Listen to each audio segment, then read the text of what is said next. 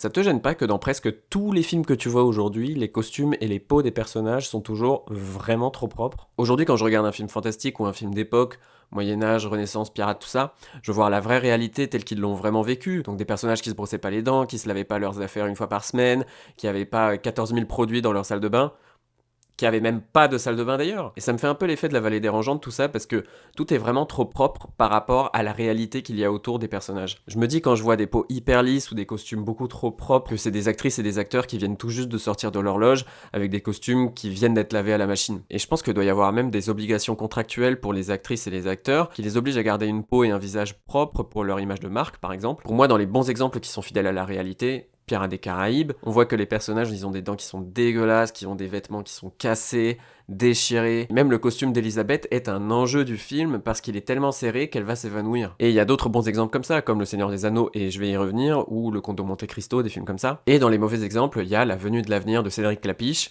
Alors je suis désolé Cédric, je t'aime, mais les costumes, c'est pas possible. On n'y croit pas une seule seconde. On n'est pas du tout dans le passé, là. On voit presque les traces du fer à repasser, c'est pas possible. Et la série Les Anneaux du Pouvoir, j'ai pas accroché, j'ai pas réussi, parce que tout était trop clean. C'était le Seigneur des Anneaux passé à la machine. D'où tout sort d'Ikea, là. On a un imaginaire avec des orques, un imaginaire médiéval, fantastique. Tout le monde est trop propre. C'est pas possible.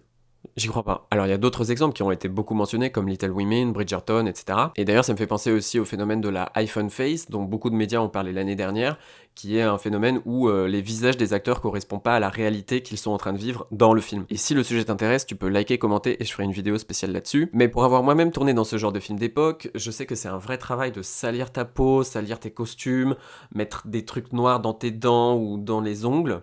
C'est un vrai travail, mais pour moi, paradoxalement, si tu veux que ton film soit propre, bah il va falloir tout salir.